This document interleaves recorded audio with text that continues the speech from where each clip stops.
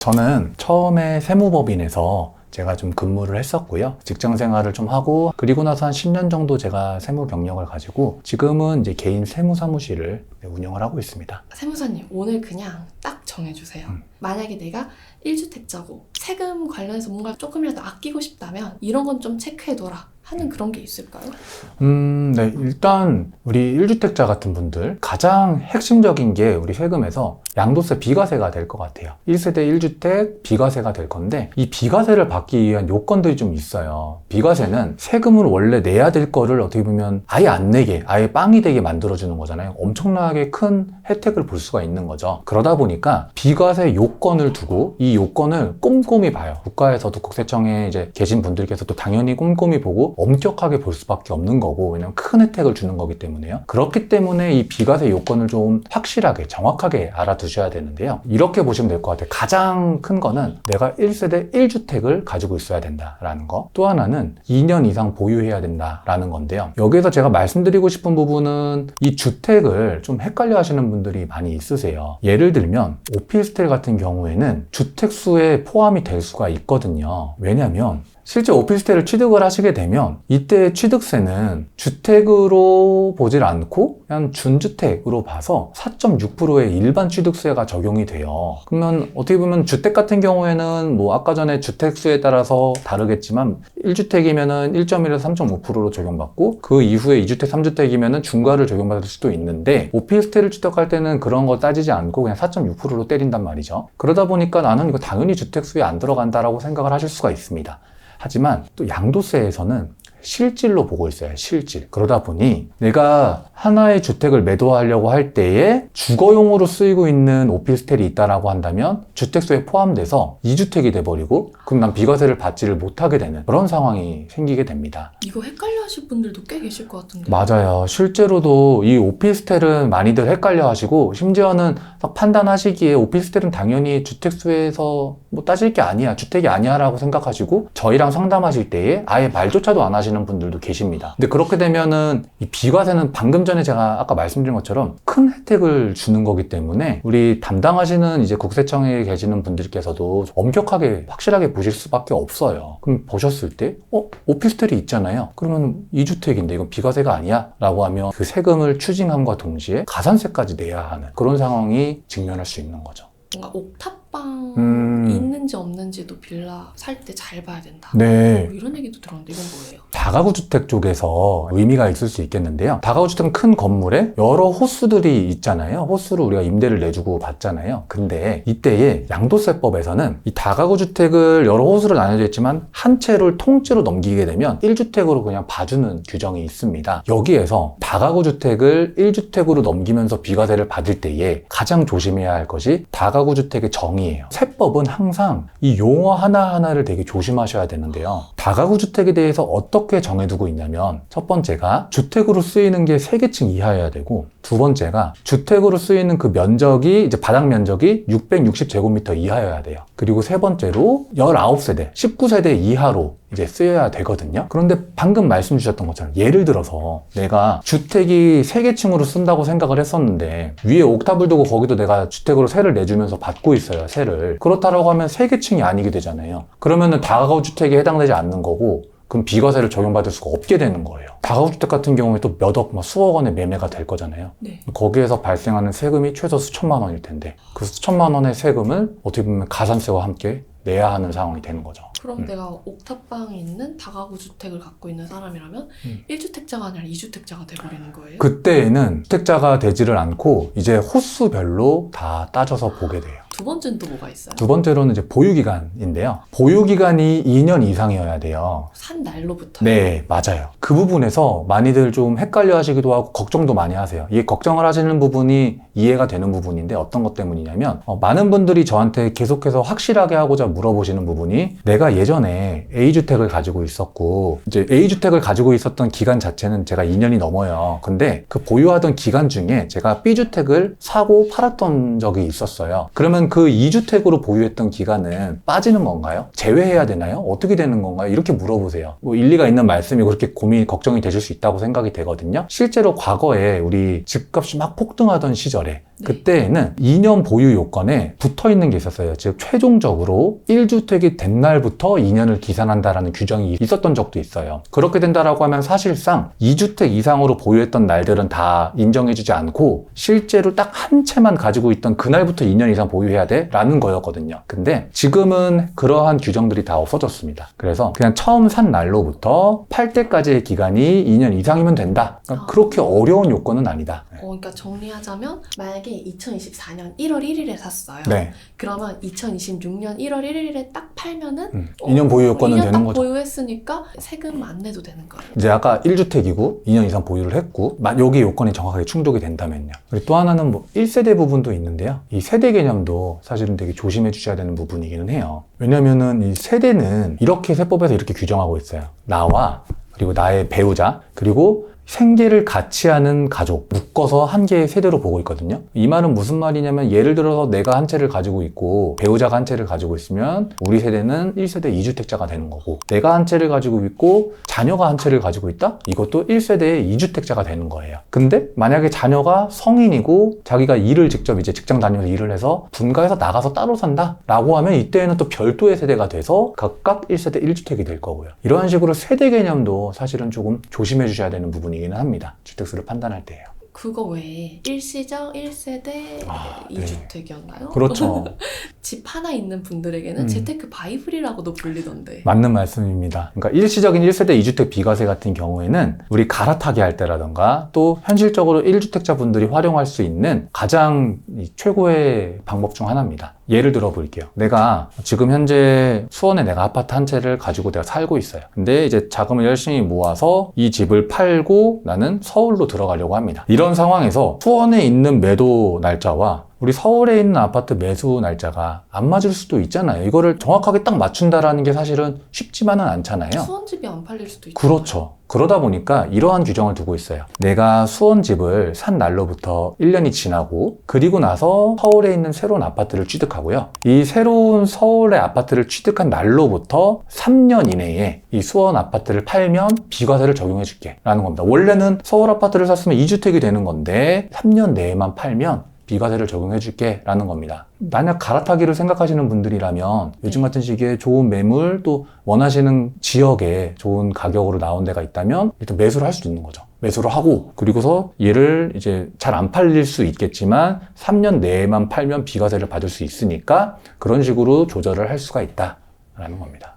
이게 약간 타이밍 문제이기도 할 것 같은데 이때 좀 조심해야 되는 그런 게 있을까요? 일정이라든지 그런. 네, 제가 아까 잠깐 말씀드렸지만 조심해야 될 거는 기간 요건들을 두고 있다는 거예요. 첫 번째로는 수원 아파트를 산 날로부터 1년이 무조건 지나서 취득을 해야 되고요. 새로운 주택을. 그리고 새로운 주택을 취득한 날로부터 3년 내에 팔아야 되는 거고요. 그 다음에 원래 가지고 있었던 이 수원 아파트는 기본적으로 우리 아까 1세대 1주택 요건 2년 이상 보유가 되어 있는 상태여야 합니다. 팔 때. 1년 이상 지나서 새로운 주택 취득하고 새로운 주택 취득한 날로부터 3년 이내에 이 원래 가지고 있었던 주택을 매도하되 이 원래 가지고 있던 매도하는 주택은 2년 이상 보유가 된 상태여야 한다. 요 세 가지를 기억해 주시면 되겠습니다. 그렇게 해주시면 비과세를 받을 수 있다. 혹시 이런 비과세 받는 그런 꿀팁이 더 있기도 하나요? 그러니까 비과세 같은 경우에는 특례를 좀 몇 가지를 두고 있어요. 근데 우리가 가장 많이 활용하는 특례가 지금 얘기한 일시적인 1세대 2주택 특례이고요. 그리고 또 이런 경우들도 있죠. 예를 들면은 뭐 갑작스럽게 이제 상속이 일어나서 내가 상속주택을 받게 된다던가 우리 결혼을 할 때 나도 1주택자일 수도 있고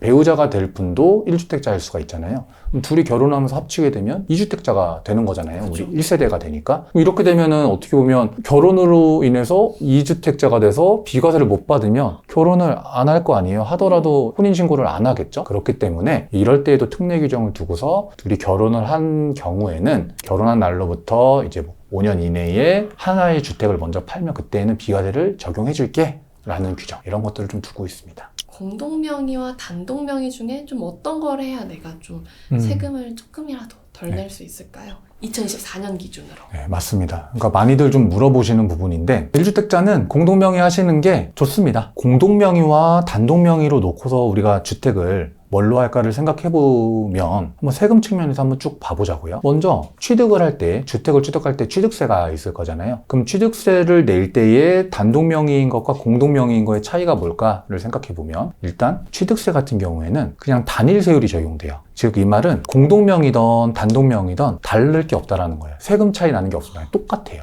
처음 집을 살 때는. 네, 살 때에는 네. 똑같습니다. 그러다 보니까 취득세 측면에서는 유불리가 딱히 없다. 그리고 우리가 이 집을 사면 이제 보유를 할 때에 뭐 재산세를 내게 될 거고 종부세도 내게 될 거잖아요. 그러면 재산세 같은 경우에도 사실 큰 차이가 없다. 이거는 뭐 공동명의나 단독명의나 그 유의미한 차이는 거의 안 나오고요. 종부세는 조금 나올 수는 있는데 종부세로 한번 좀 얘기를 해볼게요. 종부세 같은 경우에는 우리가 공동명의로 나눠서 가지게 되면 기본적으로 종부세를 공제할 때에는 현재 9억 원씩 공제가 가능합니다. 그러면 이걸 공동명의로 가지고 있을 때에는 9억 원 해서 18억 원을 공제받을 수가 있는 거죠. 거의 뭐 종부세가 없게 되는 경우들이 많겠죠. 또는 1세대 1주택자인 경우, 단독명의로 가지고 있으면서 1세대 1주택자인 경우에는 그때는 12억 원을 공제를 받을 수가 있습니다. 그래서 공제받는 금액 자체로만 봤을 때에는 어떻게 보면 공동명의가 더 유리할 수 있다라는 거예요.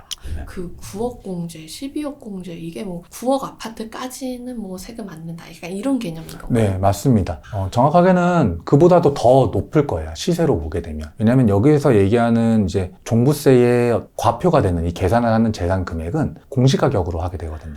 국가에서 정해주는 네, 거죠? 맞습니다. 그래서 공시가격에서 뭐 9억 공제, 공시가격에서 12억 공제 들어가는 부분이기 때문에 사실 일반적인 우리가 강남이나 이런 쪽의 아파트면 좀 다르겠지만 보통 일반적인 우리가 취득하는 주택이다라고 한다면은 공시가가 부부 공동명의로 들어가서 합쳐가지고서 막 18억이 넘어간다거나 아니면 또 12억이 넘어가는 경우도 사실은 그렇게 많지는 않을 거거든요. 그렇죠. 네, 그러다 보니까 큰 차이는 없을 거다. 그럼 약간 뭐 팔 때도 뭐 공동명의가 유리한 거. 그렇죠. 이제 팔 때를 또 생각해 봐야죠. 팔 때에는 우리가 얘기했던 양도세가 문제가 될 텐데요. 양도세를 생각했을 때에는 무조건 공동명의가 유리합니다. 왜냐면 양도세는 일단 그러니까 1세대 개념으로 보잖아요. 1세대 개념으로 봐서 1주택이면 비과세를 적용해 주기 때문에 뭐 단독명의든 공동명의든 간에 1세대 1주택 여부에는 영향을 미치는 게 없어서 어차피 비과세가 다 가능하다. 만약에 과세가 되는 상황, 예를 들어서 뭐 2주택을 가지고 있다거나 해서 비과세를 받지 못하고 과세되는 상황이라고 하면 소득세율이 우리나라는 누진세율 구조로 되어 있거든요.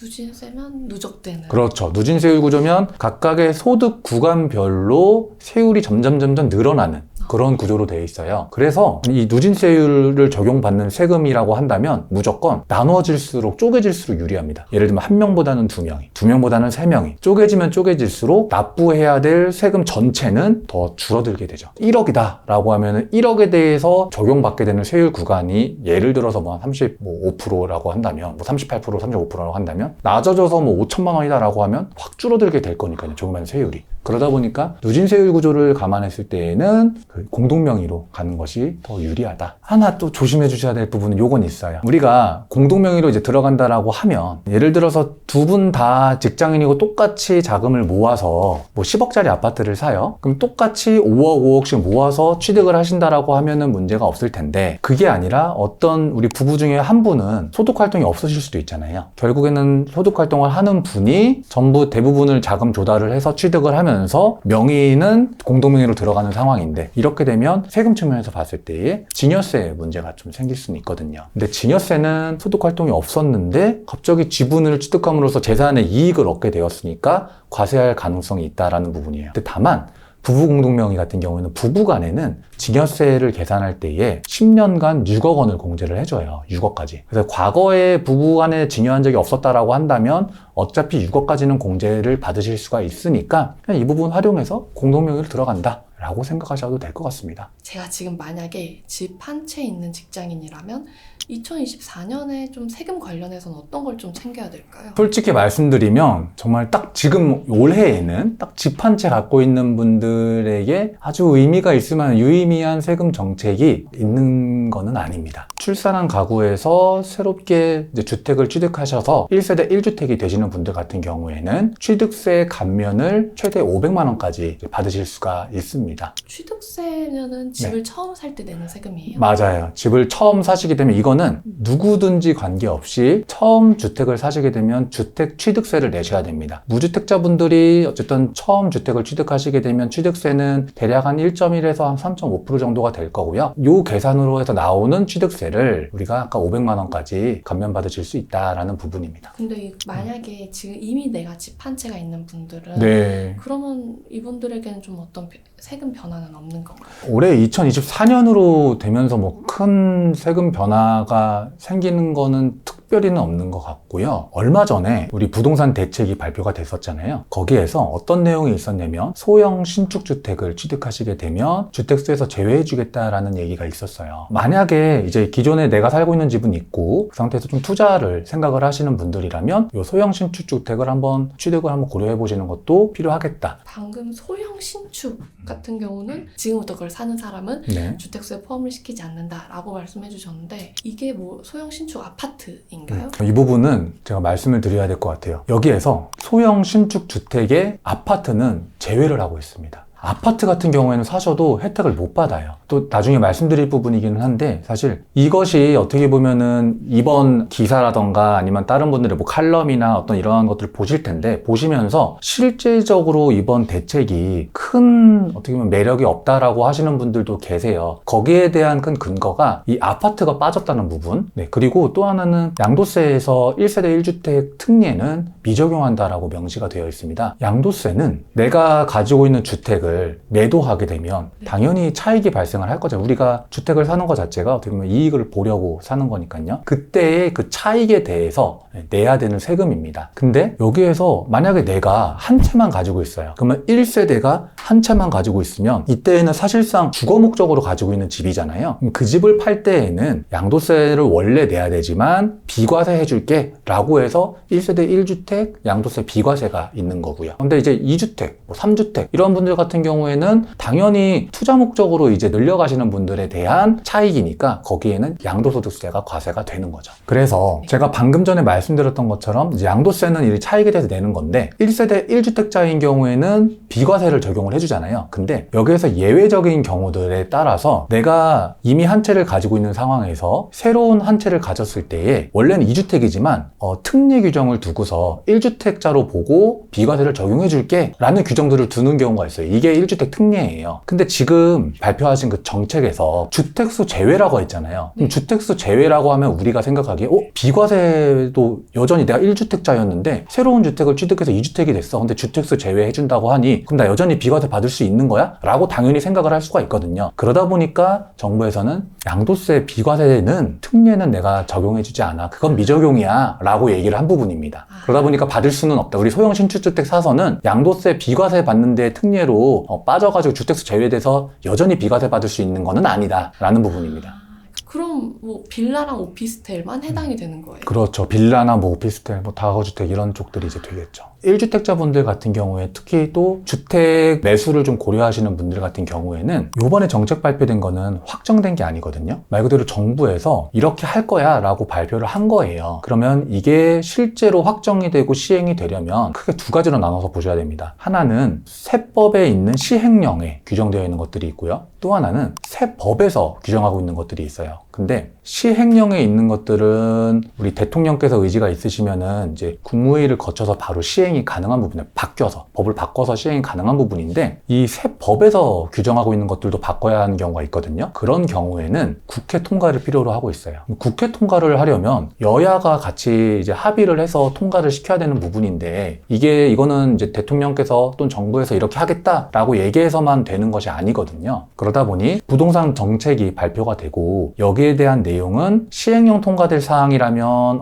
그렇게 진짜 되겠구나 라고 생각할 수 있지만 법을 통과시켜야 되는 상황이라고 한다면 그때에는 실제 국회 통과 과정을 지켜보셔야 된다. 이 부분은 좀 말씀을 드리고 싶습니다. 저도 그 뉴스 봤는데 그럼 그게 법적인 효력이 있고 그런 게 전혀 아니고 그냥 발표만 나온 거예요? 그렇죠. 이렇게 하겠다 발표를 하는 거예요. 근데 여기에서 이제 대표적인 게 아까 잠깐 말씀드렸던 취득세 개정이었죠. 이 취득세 개정 같은 경우에도 2022년 12월에 정부에서 발표를 하신 내용이에요. 이렇게 하겠다라고. 근데 무려 지금 1년이 넘도록 안 되고 있잖아요. 이거는 왜냐면 여당, 야당에서 합의가 돼서 통과를 시켜주셔야 되는데 지금 어떻게 보면 상황이 많이 대립도 하시는 상황이고 또 큰 총선을 좀 앞두고 있는 상황이기도 하고 하다 보니 여야가 합의되지를 못하고 있는 거죠. 그래서 이번 발표해 주신 내용 같은 경우에도 마찬가지로 법을 통과시켜야 하는 부분들은 좀 더 지켜봐야 한다. 실제로 이게 확정될 때까지. 이거 그냥 뉴스만 보고 결정을 하면은 큰일 날 수도 있겠네요. 그럴 수도 있습니다. 근데 이제 이런 부분들은 어떻게 보면은 아까 전에 말씀드렸던 것처럼 다주택자분들이던 아니면 주택을 이제 막 한 채, 두 채 늘려나가려고 생각하시는 분들이던 다들 생각하시는 게 이 수익률, 세후 수익률이거든요. 그죠. 예, 이 세후 수익률이 중요한데 그러려면 세금이 양도세가 어떻게 보면 우리가 투자함에 있어서 가장 큰 비중을 차지한다라고 볼 수가 있고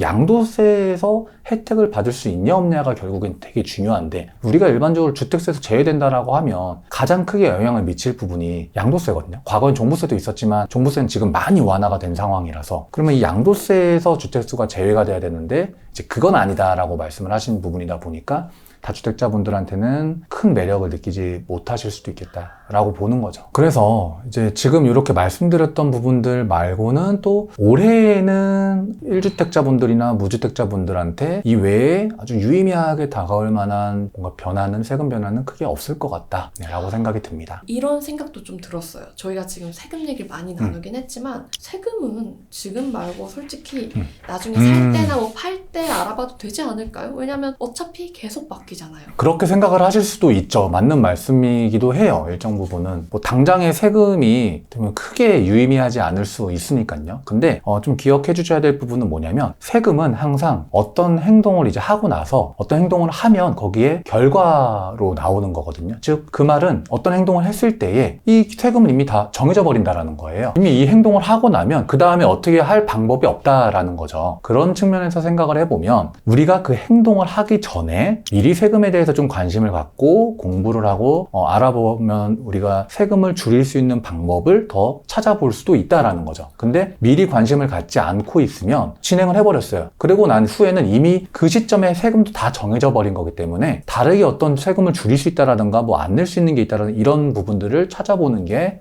사실상 의미가 없게 됩니다. 문제가 생긴 다음에 세무사님을 찾아오는 분들이 많나요? 종종 있고요. 있는 편이고요. 최근에는 그렇게 많지는 않은데 과거에 저희 부동산 시장 막 한창 뜨거웠을 때 있잖아요. 그때는 일이 터지고 나서 오신 분들이 굉장히 많았고 또 주택은 관련된 세금들이 큰 금액으로 왔다 갔다 하는 경우들이 특히나 많았어요. 그러다 보니까 안타까운 일들이 좀 있는 편이었죠. 가장 좀 안타까웠던 사례가 있나요? 글쎄요, 지금 생각해보면은, 뭐, 아까 전에 저희 얘기했던 오피스텔을 주택으로 포함 안 시켰던 것들도 있었고요. 그 다음에 주택은 1주택 비과세에서 어떻게 보면 2주택으로 되는 시점, 주택에 취득하고 양도하는 그 시기에 대한 용어를 명확하게 알아주셔야 되는데, 그거를 알지 못한 사례. 여기서 양도일이다, 취득일이다라고 하는 건 세법에서는 잔금 청산일을 얘기를 하거든요. 돈 낸 날. 네, 돈을 최종적으로 다 낸 날 또는 아니면 이제 등기에 이전을 한 날이 되는데 요거를 간혹 계약하는 걸로 그냥 계약하면 사고 팔고로 착각하시는 분들이 계셨어요. 그렇게 되면은 용어를 잘못 안 거 하나로 인해서 세금이 뭐 수백만 원, 수천만 원, 수억 원까지 크게는 왔다 갔다 할 수도 있는 거죠.